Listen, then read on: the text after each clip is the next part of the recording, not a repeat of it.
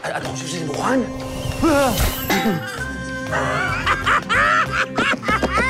אם אנחנו יכולים למכור אותה ולשמור את כל הכסף! הם לא בדרך ליציאה, הם בדרך לכיווננו.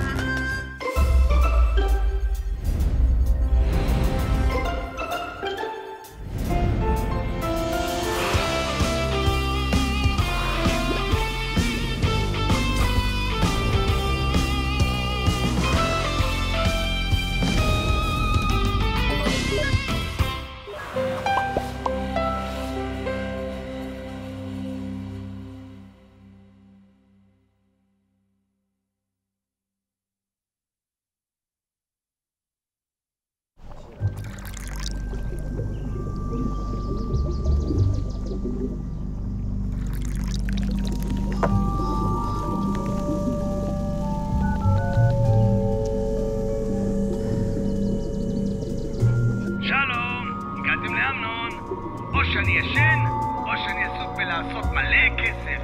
אז בא...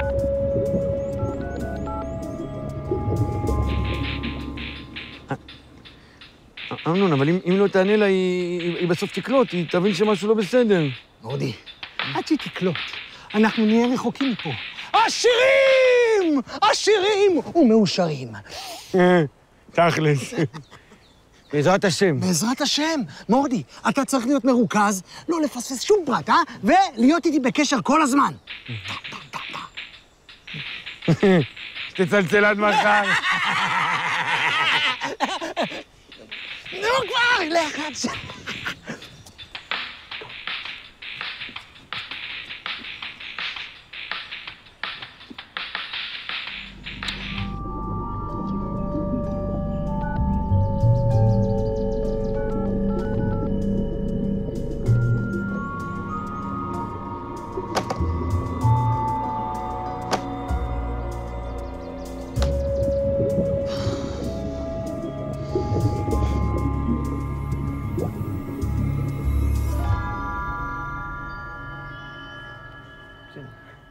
כבוד הרב, איזה יופי שכולכם עדיין פה.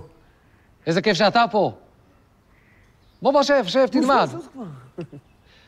אנחנו נלמד את הסיפה של פרק ז', משנה ג', שעוסקת בסחורה בפירות הקדושים מקדושת שביעית.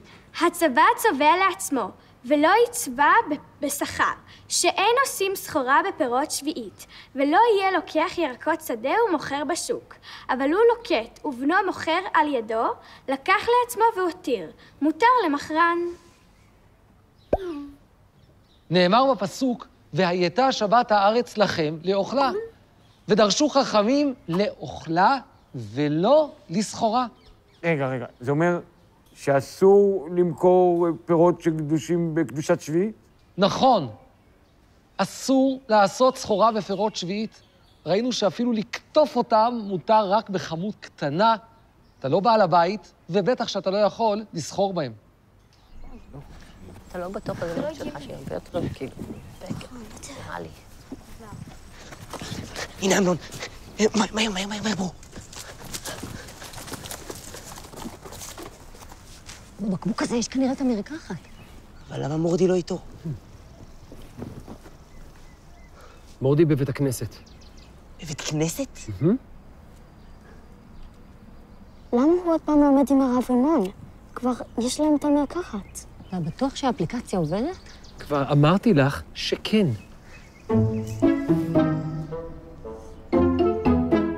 אז כשם שאסור לקטוף פירות שביעית בכמות גדולה, כך אסור לסחור בפירות שביעית.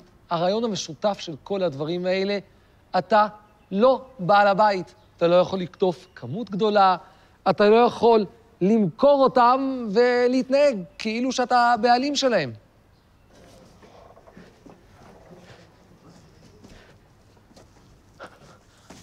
הוא באמת פה. אמרתי לכם, האפליקציה שלי לא טועה. מה עושים? אתם תשגיחו על מורדי בשיעור, אנחנו נתצפת על אמנון והמרקחת. מה הדין הראשון של המשנה? הצבא צובע לעצמו ולא יצבע בשכר. מדובר פה בצבע שמופק מפירות שביעית. לכן, יש בו קדושת שביעית. אז מותר לצבא להשתמש בו כדי להכין בגדים לעצמו, אבל לא כדי למכור. והטעם הוא שאין עושים סחורה מפירות שביעית. נכון מאוד, אם הצבא צובע בגדים לאחרים בשביל כסף, הוא מרוויח מפירות שביעית, וזה לא בסדר.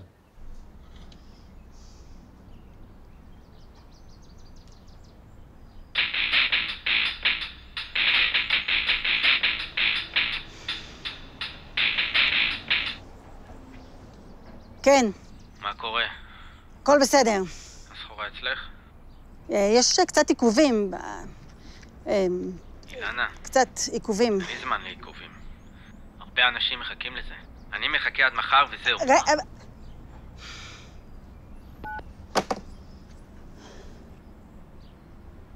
מה הדין הבא? ולא יהיה לוקח ירקות שדה ומוכר בשוק. מדובר כאן על אדם שמצא בשטח כל מיני ירקות של הפקר. כמו חובזות. נכון, והוא לא כל כך אוהב אותם, אז הוא אומר, אולי אני אקטוף אותם, ואני אמכור אותם, ואני אקנה במקומם מאכלים אחרים. מה אתם אומרים, זה מותר? מה פתאום? מה פתאום? הוא מוכר פירות וירקות שיש בהם קדושת שביעית, זה אסור. זה נכון, אבל זה קצת יותר מורכב. לא תמיד זה אסור. לא תמיד. מדובר כאן על כמות קטנה, והמטרה של המכירה הזאת היא לא כדי להרוויח כסף, אלא כדי להחליף, יותר דומה להחלפות. מה זאת אומרת החלפות? המטרה שלו היא לא להרוויח כסף, הוא פשוט רוצה להחליף את האוכל הזה באוכל אחר, אז הוא מוכר בכסף כדי שיוכל לקנות אוכל אחר, וזה דבר שהוא מותר. אבל כתוב שזה אסור, ולא יהיה לוקח ירקות שדה ומוכר בשוק. שאלה מצוינת. את צודקת, למרות שמדובר בכמות קטנה, במחיר זול, עדיין יש עוד תנאי כדי שזה לא ייראה כמו סחורה בפירות שביעית. הם לומדים על סחורה בפירות שביעית. מה הקטע שלו? החליט להיות צדיק פתאום? מה ההמשך של המשנה? אבל הוא לוקט ובנו מוכר על ידו. רגע. מה זה בעצם משנה אם הוא מוכר או הבן שלו מוכר בשבילו? שאלה טובה. תראה, קודם כל, אם אדם שולח את הבן הקטן שלו לשוק למכור, אז מדובר על כמות קטנה, והוא לא מצפה לאיזה רווח מיוחד. ברור. כי מישהו באמת היה רוצה להרוויח הרבה, הוא היה הולך בעצמו. בדיוק. וגם, יש כאן איזה שינוי מהדרך הרגילה. הוא שולח את הבן שלו, ואז מבינים שזה לא באמת מכירה רגילה, אלא באמת כמו החלפה לאוכל אחר. ולמעשה, מותר בשלושה תנאים למכור. מדובר על כמות קטנה, על מחיר זול, ועל מכירה באמצעות הילד הקטן.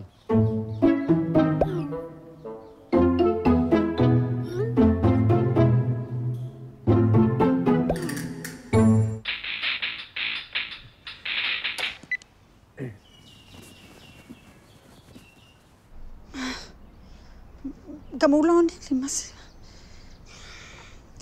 ידעתי שאני צריכה להצמיד להם איזה אפליקציית מעקב, או איזה משהו שישמור לי עליהם.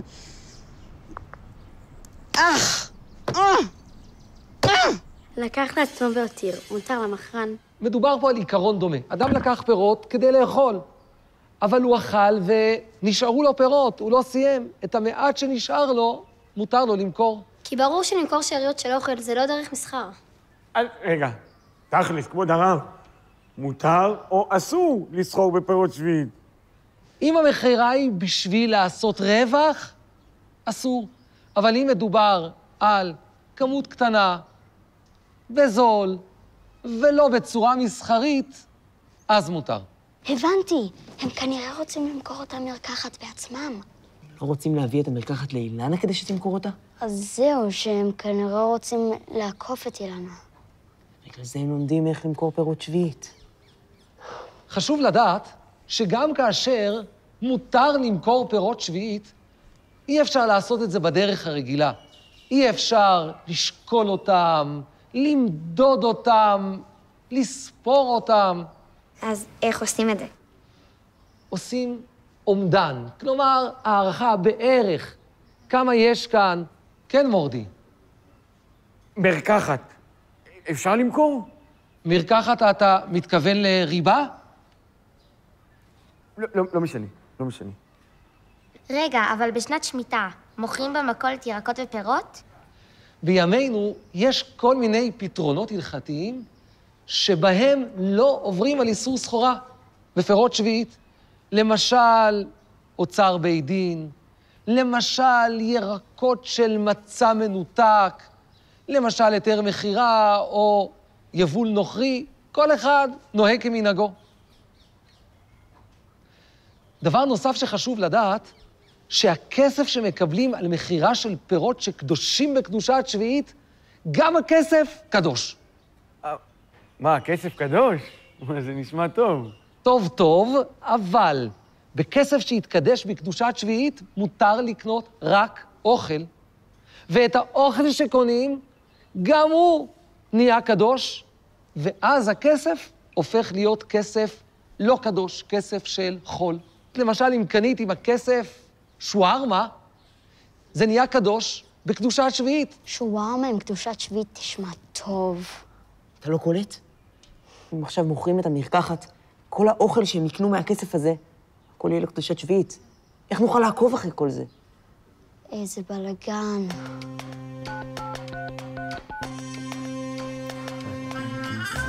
אבא, הם מתכננים למכור את המרקחת בעצמם. חייבים לקחת אותה מאמנון לפני שהם יעשו את זה. תודה, הרב, היה ממש מעניין. בשמחה, ללמוד עם תלמיד חכם כמוך זה ממש תענוג. תבוא תמיד ללמוד תורה. חבר'ה, להתראות לכם, שיהיה לכם יום מקסים.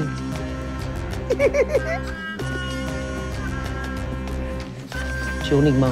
מורדי כנראה הולך לאמנון. חייבים לתפוס אותם עכשיו. תגיעו לפה, עכשיו. שמע, אמנון, נורא מסובך כל הקטע הזה עם הקדושת שביעית. בסדר. בוא נראה איך מתקדמים. תגיד לי, למה יש לי תחושה כאילו כל הזמן מישהו עוקב אחריי? כן, נכון. אתה גם מרגיש את זה? כן, כאילו מישהו מסתכל על מה שאנחנו עושים ושומע כל מה שאנחנו אומרים. אמנון, המשחק נגמר. תביא את המרקחת. אמנון. מה שמגיע, מגיע. אמנון! מורדי!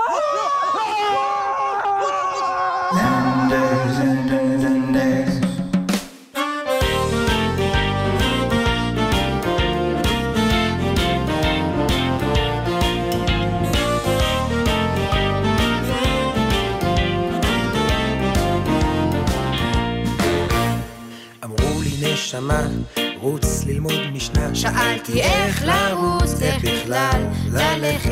המשנה מרשימה, מהירה אך משונה, מעליבה אך נראית לי מסובכת.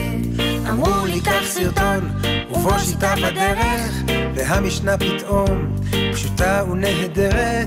רוץ על זה איתנו בשמחה, עם החברים והמשפחה. נדלקתי ונדבקתי, פתאום אני חרוץ, אני יוצא כרגע לרוץ. לאן אתה רץ? לאן אתם רצים? אנחנו רצים למשנה. לאן אתה רץ? לאן אתם רצים? אנחנו רצים למשנה. קום דת.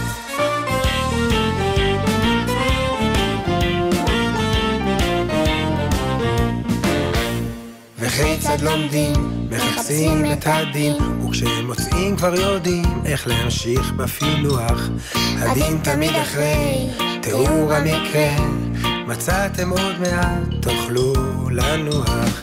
עכשיו מוצאים אומר, ולאומר יש טעם, הטעם הוא הסבר, כי אין דינים של סתם. ולבסוף מוצאים את הכותרת, והמשנה בשלמותה נפטרת. באיזה בהירות